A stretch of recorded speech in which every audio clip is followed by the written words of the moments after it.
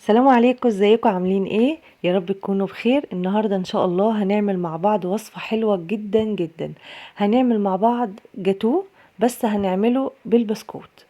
خليكم معايا واحدة واحدة كده ونشوف هنعمل ايه. انا مسميها كده، يعني انا سميت الوصفة دي بصراحة كده لان هي تستاهل ان هي تتسمى كده. خليكم معايا ونشوف هنعمل ايه.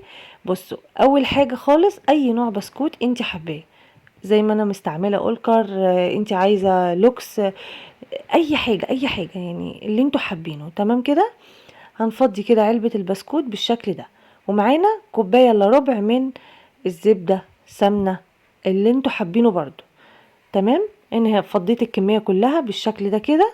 هبتدي ان انا هضربها، وبعد كده هنزل عليها الزبده بتاعتي ديت لحد لما الاقيها تبقى عامله زي الرمل المبلول كده، اللي هو لما اجي امسكها تبقى اهي. بصوا انا بوريكم هنا اهي، تتمسك كده، فاهمين؟ هنزل بقى في الصينيه بتاعتي. انا حاطه هنا ورق زبده علشان انا هشيلها من الصينيه وهتشوفوا معايا، فانا عايزه ان انا اقطعها براحتي. تمام. وعايزاها بس ان انا اعرف ارفعها من الصينيه، هتشوفوا معايا يعني. هنا هنزل بس الكميه بتاعتي كده كلها، وهبتدي ان انا اسويها كويس جدا بالشكل ده كده. وابتدي ان انا بقى ايه، اضغط عليها. عايزين تعملوا صينيه اصغر شويه من اللي انا عاملاها مفيش اي مشكله، ده اللي هو القالب اللي هو المستطيل الكبير ده اكبر حاجه. انتوا بقى اعملوها في اصغر، الاصغر منه شويه، حتى هتطلع معاكم اعلى كمان من اللي انا عاملاها. بس انا شايفه ان سمكها حلو بصراحه. انتوا حابين بقى تبقى يعني اتخن شويه، اعملوها. تمام بالشكل ده كده. هعملها كده، هسويها بقى كويس جدا جدا واتك عليها كويس قوي قوي قوي.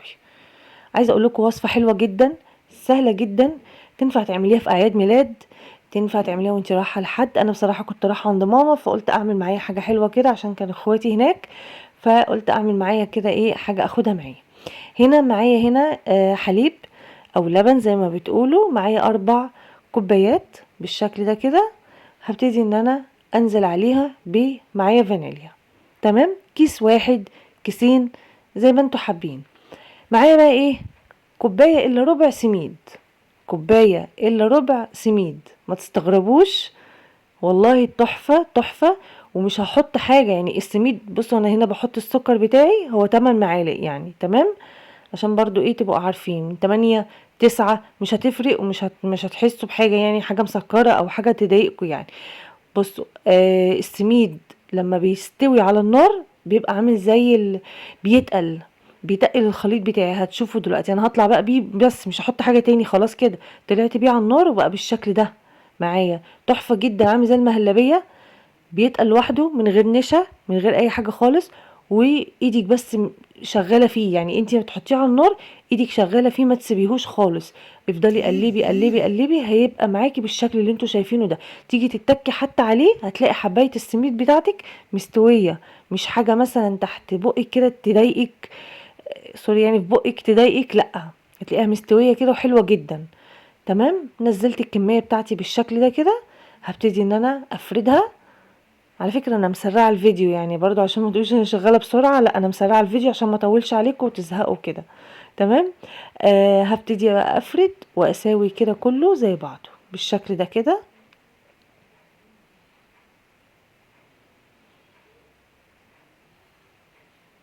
اهو. سهلة جدا على فكرة، ولو انتوا شايفين هي اصلا ما فيهاش حاجة مكلفة خالص بصراحة. السميد عادي يعني مش سعره اوفر يعني، واللبن موجود في كل بيت عادي خالص، والبسكوت سهل انك انت تجيبيه. ودي الفراولة بقى الطبقة الاخيرة معانا موجودة دلوقتي، وان احنا نقدر ان احنا نستفاد ونعمل منها وصفة. معايا نص كيلو، ده نص كيلو من الفراولة زي ما انتوا شايفين كده. قطعته حطيته في الخلاط، وهحط عليه السكر بتاعي على حسب ما انتوا حابين عايزين سكرها قد ايه. انا حطيت بتاع 3 معالق سكر كده. تمام. وعليهم معلقتين كده بس من المية، خلي بس ايه يعني الخلاط يشتغل يعني. وهضربها بالشكل ده، وهنزلها في الحلة بتاعتي. تمام. من غير اهو زي ما انتوا شايفين كل حاجة سهلة جدا. هنزلها في الحلة وهطلع بيها على النار. وهحط ايه كمان دلوقتي، هحط معلقتين نشا بس. خلاص كده هي اصلا الوصفة كلها خلصت، مفيش اسهل من كده. يعني انا بخليكم تعملوا حاجات حلوة في البيت، والله مكونات كلها بسيطة مش مكلفة. ممكن اكون بعمل حاجات يعني عالية شوية، او في حاجات مثلا فيها خامات كتيرة، بس بتبقى يعني عادي مرة كده، ايه المشكلة تغيري. بس اعملوا الوصفة دي بجد فظيعة. وانا معايا هنا لون احمر، عشان طبعا النشا لما بنيجي نزوده على اي حاجة لونه بيفتح شوية، فانا عشان اعزز اللون كده زي ما انتم شايفين وتبقى لونها احمر احمر كده بالشكل ده. عايزه اقول لكم الطبقه الاخيره دي طعمها تحفه، لانها مش متضاف عليها اي حاجه خالص، فيها مزازه الفراوله. انا بحب اصلا الحلويات اللي فيها مزازه كده، يعني اللي بيحب الموضوع ده هيحبها قوي.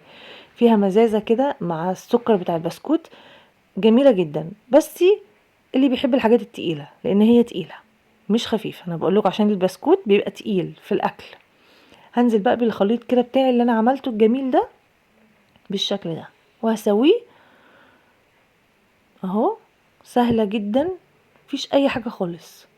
بس التزويق بقى ده بتاعك انتي براحتك. زي ما انتوا شفتوا الصورة بتاعتي ده تزويقي ليها. ممكن انتي مثلا تحطي اي حاجة عندك، اي حاجة مش عايزة تحطي حاجة خالص ما تحطيش. اي شوكولاتة عندك، كيك مثلا باقي ممكن تبشريه كده وترشيه كده على الوش. تجيبي بقى اي حاجة من عند بتاع الحلواني كده، اي حاجة وزعيها براحتك خالص. التزويق حر، انت حرة. تمام. بالشكل ده كده هبتدي ان انا اساوي، وهشيلها بقى في التلاجة بس تهدى وتمسك نفسها كده، وهشتغل فيها. تمام كده. هنا بقى خلاص مسكت معايا وبقت بالشكل اللي انتوا شايفينه الجميل ده. انا بصراحة سبتها بايتة في التلاجة واشتغلت فيها تاني يوم. اطلعها بقى، بصوا دي الخطوة اللي انا بقولكوا عليها، ان انا عايزة اطلعها من القالب بكل سهولة بالشكل ده كده. انا عايزة اشتغل فيها كده عشان ابقى اقطع بقى واظبط الدنيا براحتي اهو. سهلة جدا. بصوا الطبقات اهي جميلة، حلوة حلوة حلوة بصراحة. ممكن عندك شوكولاتة مثلا بيضة، شوكولاتة دارك، اي نوع شوكولاتة كده، تروحي رشها كده على الوش كده مبشورة سايلة اي حاجة. هنا بقول لكم ممكن تقطعوها بقى قطع اللي هي زي الجاتو، او ممكن تقطعوها قطع اصغر زي ما انتوا حابين. هنا بس انا سويت الطروف، وانا كنت فاكرة ان انا بصور والله معلش.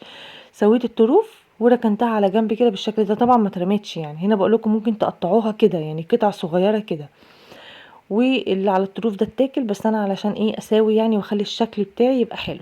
ده الطرف الاخير كده لقيته رفيع، فقلت برضو مش هاخده معايا، يعني انا خدت الحتت دي السليمة دي تبقى برضو شكلها حلو، وتروحها بيها عند حد تبقى شكلها ظريف. يعني ما تقعديش ان انتي بقى واخده حاجه شكلها مش حلو. لا انا على فكره المهم عندي الشكل، مهم اهتم بشكل الحاجه جدا قبل طعمها. تمام. لان شكل الحاجه هي اللي هتخليكي ان انتي تبقي عايزه تاكليها او عايزه تدوقيها، فدي الحاجه دي بتبقى مهمه قوي بصراحه. بالشكل ده كده بقى طلعت كده القطع بتاعتي عامله زي قطعه الجاتوه بالظبط. يعني شوفوا بقى انتوا سموها زي ما انتوا عايزين تسموها، عايزين تسموها تشيز كيك سموها، عايزين تسموها جاتوه سموها اللي انتوا حابينه. تمام. بصوا سهله خالص. هنا معايا بقيه الفراوله، انا كنت جايبه كيلو، هو كيلو فراوله خدت نص، والنص التاني ابتديت ان انا ايه اشكل بيه. عندي هنا شوكولاته بيضه كنت مسيحاها، والفراوله بتاعتي قطعتها بالشكل ده كده، واحط واحده كده اي حاجه بقى براحتك بقى براحتك. وقلت اشكل بقى زي ما انتوا شايفين كده. حلوه بجد بجد فظيعه. انا عن نفسي عجباني جدا، وبحب انا طعم المزازه كده في الحلويات قوي.